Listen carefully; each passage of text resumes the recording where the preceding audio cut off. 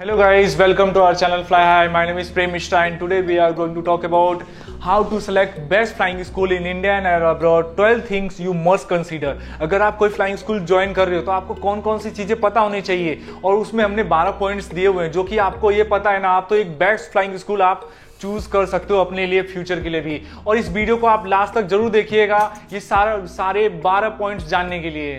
तो हमारा जो फर्स्ट पॉइंट है वो है decide on your pilot goals. Basically अगर आप पायलट ट्रेनिंग के लिए या फिर इस फील्ड में आना चाहते हो तो पहले आप डिसाइड करो कि आप क्यों आना चाहिए। आपका प्रोफेशन मतलब आप पैशन है कि आप आना चाहते हो या फिर आप सोच रहे हो कि लाइफस्टाइल ऐसा होता है या फिर ऐसे रहते हैं। इसके पीछे की बहुत सारे रीजंस भी है। हार्डवर्क बहुत जरूरी है, आपका ट्रेनिंग के समय डेली आपका एक चैलेंजिंग होता है, ये सब सारा चीज। ये नहीं कि आप ट्रेनिंग खत्म होने के बाद आप सोच रहे हो नहीं ये फील्ड मेरे लिए नहीं है, क्योंकि देखो ट्रेनिंग में आपका कम से कम 55 से 70 लाख रुपीज के खर्च होता है। इतना पैसे तो खर्च होता है जो कि आपके पापा या पेरेंट्स का हार्ड मनी होगा, वो बेचना हो। इसलिए पहले आप डिसाइड कर लो कि आपके लिए ये प्रोफेशन है या नहीं। अगर है तो उसके बाद आप इसको कंटिन्यू करो, सारा चीज करो। पहले अपने एग्जाम्स क्लियर करो, डी से एग्जाम जो भी है, उसके बाद फ्लाइंग करो और फिर एक अच्छी सी एयरलाइन में आप ज्वाइन कर सकते हो। तो हमारा जो सेकंड पॉइंट है वो है determine how much you can afford. Basically अगर आप कोई भी पायलट ट्रेनिंग कर रहे हो, फ्लाइंग स्कूल है, उनकी भी एक फीस होती है, तो पहले वो पता कर होना चाहिए आपको आप कितना अफोर्ड कर सकते हो, आप फाइनेंशियली कितने स्टेबल है आपकी फैमिली, अगर कितना आप परसेंट आप लोन लोगे, कितना आप अपनी सेविंग से दोगे, उसके हिसाब से देखो कितना आपके पास टोटल अमाउंट होगा, उसके हिसाब से एक बेस्ट फ्लाइंग स्कूल चुनो। और जैसे नॉर्मल सीपीएल हो गया आपका 55 या फिर आपका 55 लाख में भी हो जाता है, तो 30 लाख में भी हो जाता है। अगर आप केयर प्रोग्राम के लिए जाते हो तो वो 85 या 88 से स्टार्ट होता है और 1 CR प्लस चला जाता है। तो पहले आपको ये सारी चीजें देखनी चाहिए, फिर उसके बाद आपको ज्वाइन करना चाहिए। ये नहीं कि आपने सोचा कि ये बेस्ट फ्लाइंग स्कूल है इसमें ज्वाइन कर लेता हूं, स्टार्टिंग में तो आपने ज्वाइन कर लिया लेकिन बाद में चला नहीं, जो बाकी का जो फीस है उतना तो बचा ही नहीं, ना बैंक लोन दे रही है, ना आपके पास सेविंग है, ना कोई दे रहा है। तो इससे अच्छा यही रहेगा कि पहले आप फाइंड आउट करो कि आपके लिए बेस्ट फ्लाइंग स्कूल क्या है आपके बजट में। तो हमारा जो थर्ड पॉइंट है वो है how much free time do you have. Basically अगर आप फ्लाइंग स्टार्ट करने वाले हो तो उससे क्या होता है कि वो फ्लाइंग आपका एक पीरियड होता है 18 to 24, अभी के 24 मंथ्स अभी के हिसाब से। पहले क्या होता था 6 से 8 महीने में भी हो जाता था, लेकिन इस पीरियड में आपको पूरा टाइम इसी में देना है आपको। ये नहीं कि बाकी की चीजों में लग जाओ आप, क्योंकि देखो आप फ्लाइंग कर रहे हो, एग्जाम्स क्लियर करने का 6 महीने ग्राउंड क्लासेस होती है, आपको वो अटेंड करना होता है, आपका सारा चीज होता है, तो वो पूरा अटेंड करोगे तभी तो आप एग्जाम क्लियर कर पाओगे। उसके बाद आपका फ्लाइंग हो गया, डेली आपको फ्लाइंग सीखना होगा, नई नई चीजें सीखोगे, जो एयरक्राफ्ट आप ट्रेनिंग समय उड़ा रहे हो तो उसके बारे में भी अगर रेगुलर रहोगे तो जल्दी से जल्दी अपना सीपीएल भी खत्म करोगे। मान लो एग्जांपल के लिए आपने फ्लाइंग स्कूल ज्वाइन किया और आपने 2 महीने 3 महीने आपने रेगुलर किया, उसके बाद छुट्टी पे चले गए किसी ना किसी काम से, आपने सोचा नहीं अब आराम से कर लूंगा, तो उसमें क्या होगा फिर से वो भूल चुके होगे, फिर से आप आओगे तो आपका बैच जो है आपसे पहले खत्म कर चुका होगा ट्रेनिंग और आप जो नया बैच आया होगा फ्लाइंग स्कूल में उसमें आप रहोगे। तो यही रहेगा मेरी तरफ से कि आप जो भी वर्क है ऑन टाइम करो आप। तो हमारा जो नेक्स्ट पॉइंट है वो है does aircraft type matter for you. Basically 2 type के एयरक्राफ्ट होते हैं, एक होता है ग्लास कॉकपिट, एनालॉग। अगर आपको इनिशियली स्टार्ट कर रहा है एनालॉग एयरक्राफ्ट से स्टार्ट कर सकते हो जो कि लेस एक्सपेंसिव होते हैं।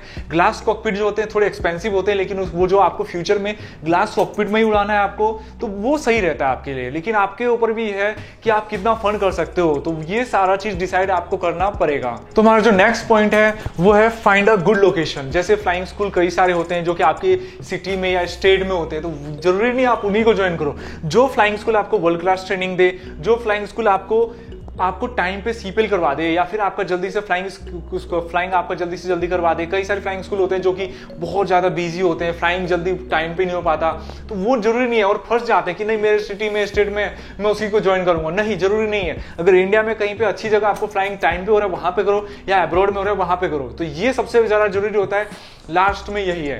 तो हमारा जो नेक्स्ट पॉइंट है वो है do your research and by reading reviews and contacting pilot and student. Basically इसका मतलब यही है कि अगर आप किसी भी फ्लाइंग क्लब को आपने शॉर्टलिस्ट किया है, मगर आपने तो उसका क्या है पहले उनके जो स्टूडेंट्स है उनसे पता करो कैसे क्या फ्लाइंग स्कूल है, प्लस में जो पायलट्स हो गए उनसे पता करो कि सर ये कैसे क्या है। रिव्यूज कई सारी जगह आप देख सकते हो, गूगल पे देख सकते हो, उनके स्टूडेंट की जो लिखते हैं, जो वहां से कंप्लीट करते हैं, ये आपको हेल्प करते हैं बेस्ट फ्लाइंग स्कूल चुनने में। तो हमारा जो नेक्स्ट पॉइंट है वो है have a tour of the institute and explore. जैसे कि हमने लास्ट पॉइंट में भी आपको बोला था कि रिव्यूज और बाकी लोगों से पूछना चाहिए, लेकिन आपको एडमिशन इनसे आप पूछ रहे हो तो डायरेक्टली नहीं लेना चाहिए। पहले आप जाओ, देखो वहां पे जाकर के कैसा फ्लाइंग स्कूल है, उसका फैकल्टी कैसा है, कनेक्टिविटी कैसी है, अकोमोडेशन कैसा है, सारी चीजें देखने के बाद पेरेंट के साथ जाओ आप, फिर जाके आपको ज्वाइन करना चाहिए। हमारा जो नेक्स्ट पॉइंट है वो है make sure your school is a good fit and trust your instincts. Basically आपने रिसर्च कर लिया है, प्लस में आपने जो फ्लाइंग स्कूल है उसको एक्सप्लोर भी कर लिया, सारा चीज देख लिया, लेकिन अपने आप से भी आप पूछो कि वो फ्लाइंग स्कूल आपके लिए बेस्ट है कि नहीं है, वहां का एनवायरनमेंट आपके लिए बेस्ट है कि नहीं है, वो सारी चीजें देखना चाहिए। क्योंकि देखो, अगर आप कोई फ्लाइंग स्कूल ज्वाइन कर रहे हो तो 100% कोई परफेक्ट नहीं होता, हमें एडजस्ट करना भी पड़ता है सारा चीज कई चीजों में। और बाकी प्लस में ये नहीं कि आपने फ्लाइंग स्कूल ज्वाइन कर लिया, आप कुछ महीने बाद सोचो कि नहीं मुझे फ्लाइंग स्कूल दूसरा ज्वाइन करना चाहिए, लेकिन उसमें भी डॉक्यूमेंटेशन में टाइम लगता है। अगर आप एक फ्लाइंग स्कूल से दूसरे फ्लाइंग स्कूल में जाना चाहो तो टाइम लगता है, तो वो वेस्ट होगा भी फालतू में। इससे अच्छा यही रहेगा जो फ्लाइंग स्कूल आपने चुना है उसी में पूरा अपना ट्रेनिंग खत्म करो और जल्दी से जल्दी आप एक एयरलाइन पायलट बनो। हमारा जो नेक्स्ट पॉइंट है वो है meet the flying and ground instructor. Basically आपने जो फ्लाइंग स्कूल आपने शॉर्टलिस्ट किए हैं कि हाँ ये मुझे ज्वाइन करना है, उनके फ्लाइंग इंस्ट्रक्टर और ग्राउंड इंस्ट्रक्टर जो ग्राउंड क्लासेस कराते हैं और जो फ्लाइंग कराते हैं उनसे आप बात करो। इससे क्या होगा ना, आपको सबकी जो कौन कौन से इंस्ट्रक्टर आपके लिए बेस्ट है फ्लाइंग के लिए, उनके प्रोज एंड कॉन्स पता चल जाएंगे, शॉर्टलिस्ट कर पाओगे एक बेस्ट फ्लाइंग स्कूल चुनने में, और ये आपके लिए बहुत हेल्पफुल होगा।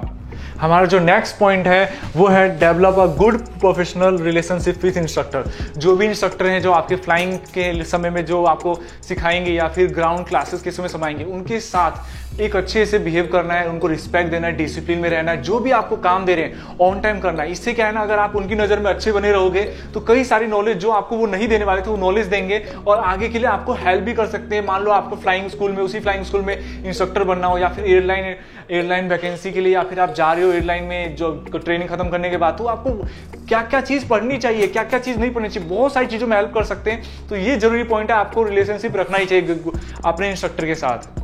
हमारा जो नेक्स्ट पॉइंट है वो है set a goals from very first lesson. Basically अगर आप इंस्ट्रक्टर हैं या आप हो, आप दोनों आप अपने इंस्ट्रक्टर को बोलोगे सर मेरा इतना टाइम है 18 मंथ्स या फिर जो भी 10 मंथ्स है, इतने टाइम में मुझे अपना ट्रेनिंग खत्म करना है। प्लस में इंस्ट्रक्टर कई बार ना बाकी बच्चों में बिजी रहता है, तो उनको रिमाइंडर करो, दिलाओ आप कि सर मेरा ये फ्लाइंग रह रहा है, आप करवा दीजिए प्लीज सारा चीज। ये नहीं कि आप आराम से बैठ गए हो और फ्लाइंग इंस्ट्रक्टर भी बोलेगा सही है बाकी बच्चों में बिजी है, तो आपको रिमाइंडर कराना होगा। आपको कुछ डाउट्स हैं तो अपने इंस्ट्रक्टर से पूछो, ग्राउंड इंस्ट्रक्टर से। कुछ भी ये नहीं कि आप चुपचाप बैठे हो क्लास में कुछ भी नहीं पूछ रहे, ये सारी चीजें करोगे ना तो आप एक जो टाइम लिमिट में आपने जो सोचा है कि ट्रेनिंग खत्म हो जाएगी वो खत्म हो जाएगा।